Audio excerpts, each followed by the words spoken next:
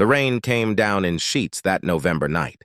The kind that soaks through to your bones and makes you question every choice. That led you there. Marcus Webb stood under the flickering streetlight outside. Henderson Memorial Hospital, his worn jacket doing little against the cold.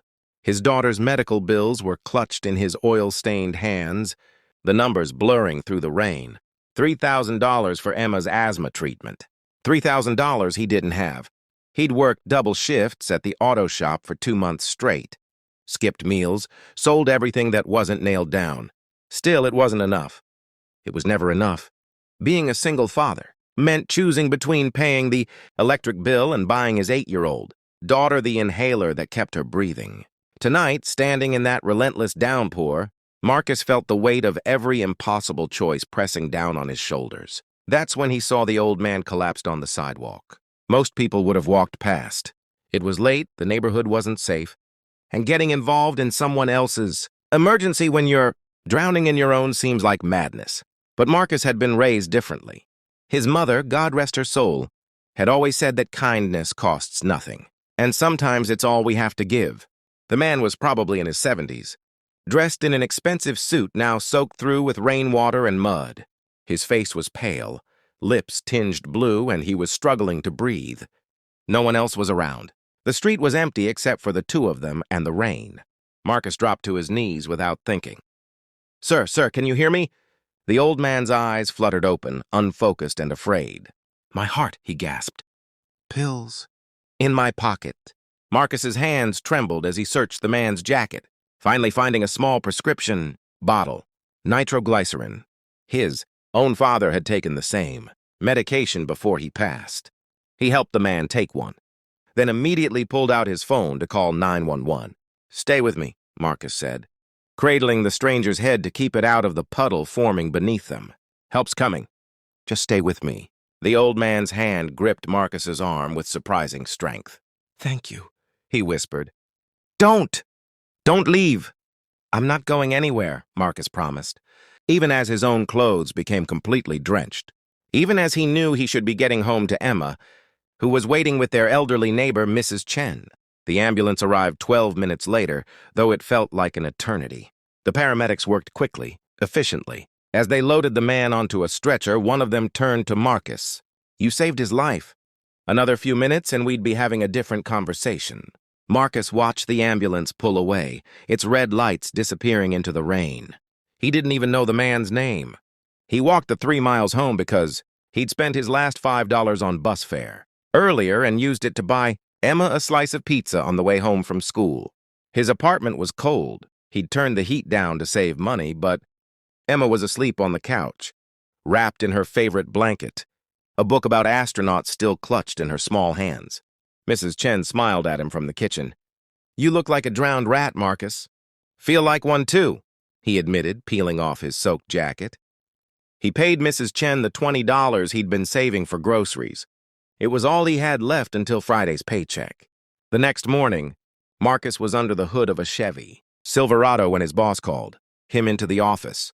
2 men in dark suits stood there, looking completely out of place among the tire displays and motor oil. "Marcus Webb?" the taller one asked. Marcus's stomach dropped. Suits like that meant lawyers or debt collectors. "That's me. I'm James Chen, attorney for Mr. Richard Ashford. I believe you met my client last night." The old man, Marcus had almost forgotten in the chaos of his own life.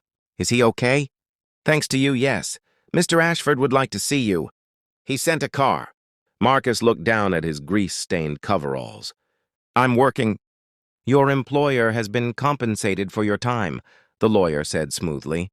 "Please." Mr. Ashford was quite insistent. The black Mercedes felt like a spaceship compared to Marcus's 15-year-old Honda. They drove to the wealthy side of town, where houses had gates and lawns that could fit his entire apartment building. The Ashford estate was something out of a movie, sprawling, elegant, intimidating. Richard Ashford sat in a library that probably cost more than Marcus would make in his lifetime. He looked better than he had in the rain. Color returned to his face, though he still seemed frail. "Mr. Webb," Ashford said, standing with effort. "Please sit. I understand you're a busy man, so I'll be direct. You saved my life last night." Most people would have kept walking. Marcus shifted uncomfortably in the leather chair. Anyone would have done the same. But they didn't. Only you did. Ashford leaned forward. I had my assistant do some research. Single father, working 60-hour weeks at an auto shop. Daughter with asthma. Medical bills you can't pay?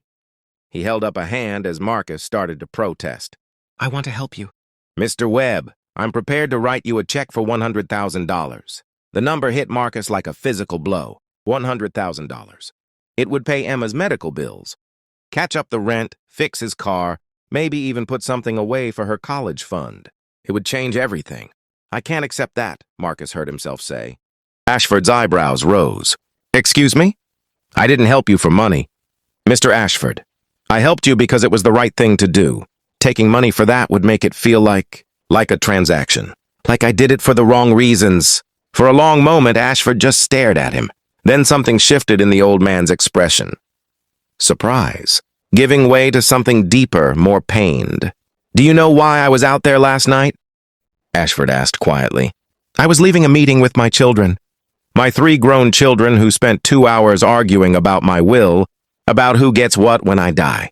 I had a heart episode in the parking garage. I managed to get to the street before I collapsed. Not one of them noticed I was gone. Marcus felt his throat tighten. I've spent 40 years building a fortune, Ashford continued, his voice breaking. I thought money would ensure my legacy, that it would make me matter. But last night, a man with almost nothing gave me everything without expecting anything in return. You showed me what I've forgotten, Mr. Webb, the value of simple human decency. They sat in silence, 2 men from completely different worlds, connected by one rainy night.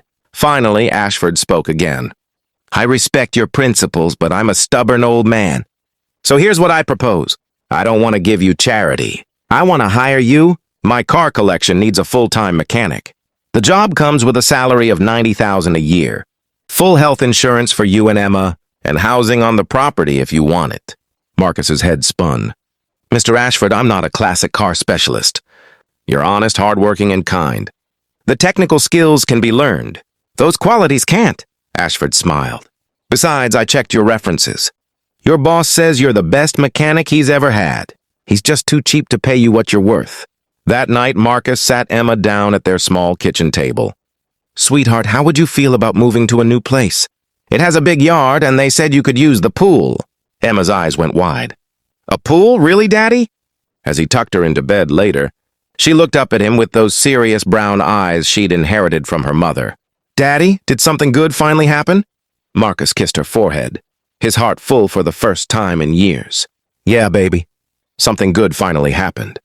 Because sometimes when you do the right thing, the universe finds a way to give it back. 3 months later, Marcus stood in Ashford's garage, teaching the old man how to change the oil on his vintage Corvette. They'd become unlikely friends. And Ashford had started joining them for dinner twice a week, filling a grandfather-shaped hole in Emma's life. You know what I learned from you? Ashford said, wiping his hands on a rag. Money can buy comfort, but it can't buy character.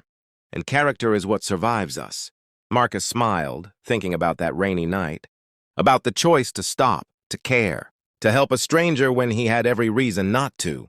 He'd thought he was saving a life. He hadn't realized he was saving 2. The old man's and his own. Because sometimes the greatest wealth isn't what we accumulate, but what we give away when we have nothing left to give.